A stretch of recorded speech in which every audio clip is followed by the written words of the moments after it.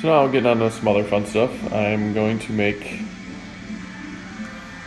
a little aluminum panel to mount this Moroso ignition switch panel, like right about here, and then I'm probably gonna have a little iPad or tablet action right above it.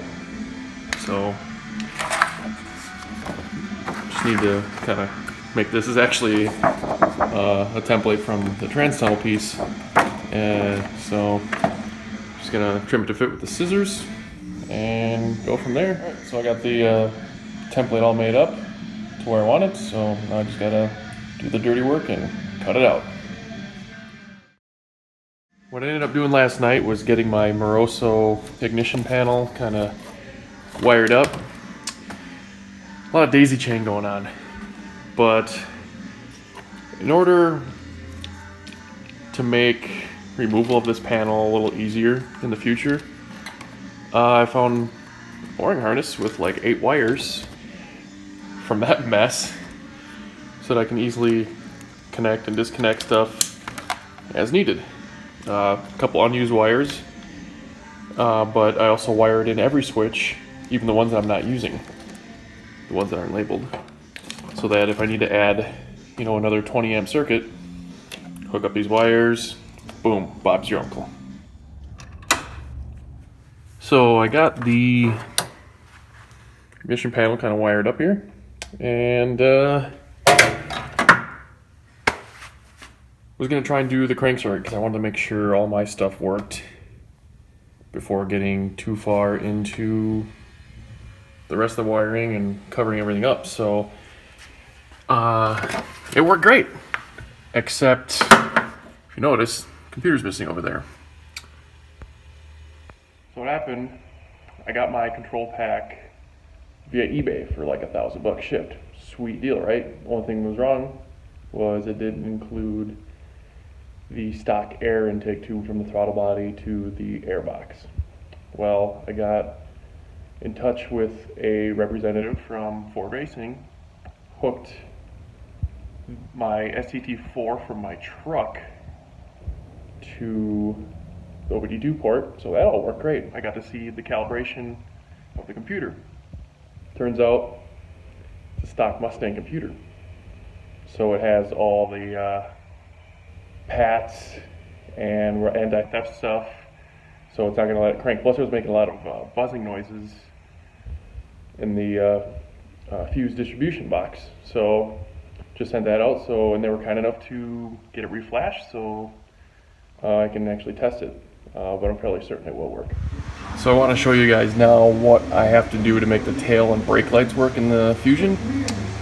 See, they're LED, all factory. Second gens are LED, all the action right here.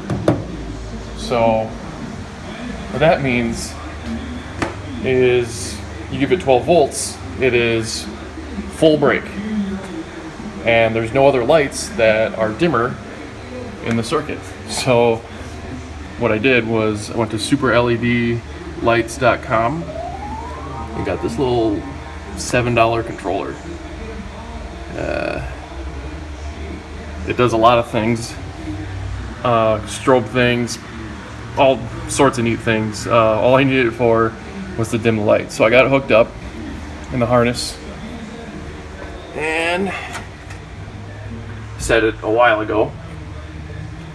Gonna jump it. We got tail lights. Cool. So now going to try and clamp this on here.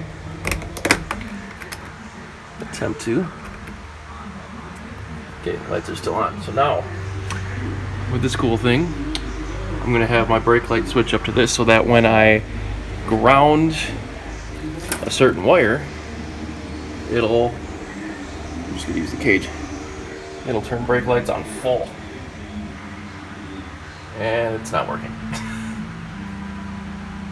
Alright, so it wasn't working, but I realized what I was doing wrong. Had to hook up to the wrong wire. So I got dims. I'm gonna ground this out. There's our brake lights. So just gotta hook up a brake light switch. Have it hooked up to ground to connect the circuit to ground to here, and got brake lights. In the meantime, I'm gonna actually get this thing mounted in the dashboard panel I made.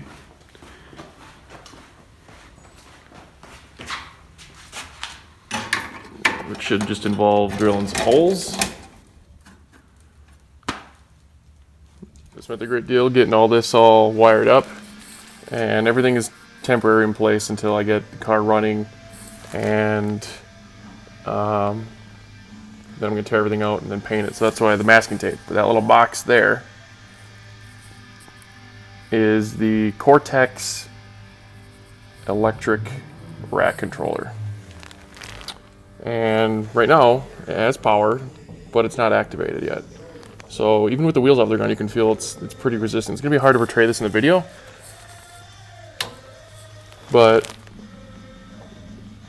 at first it's really hard, and then all of a sudden there it goes. Now I got assist, so I can't wait to see what it's like with the wheels on the ground. Right. And after battling some leaky lines, which I just gave her the old tighten it up some more deal, which I can attribute to my less than stellar flaring tool, but the hydro and brakes are now bled. So we got awesome fuel here, good brakes here. Oh yeah, and oh, hold on, I don't have the battery hooked up or the switch on, so the brake lights do work.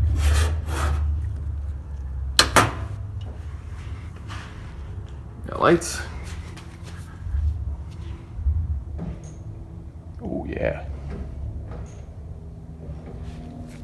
Awesome. I think I got enough footage for now. So tomorrow I got a socket coming for the oil cooler adapter, because that one got crushed in shipping, long story. And some conduits. I'm gonna make all this wiring, then I just lay it out nice and neat and go from there. So we're really doing it, Harry. Stay tuned.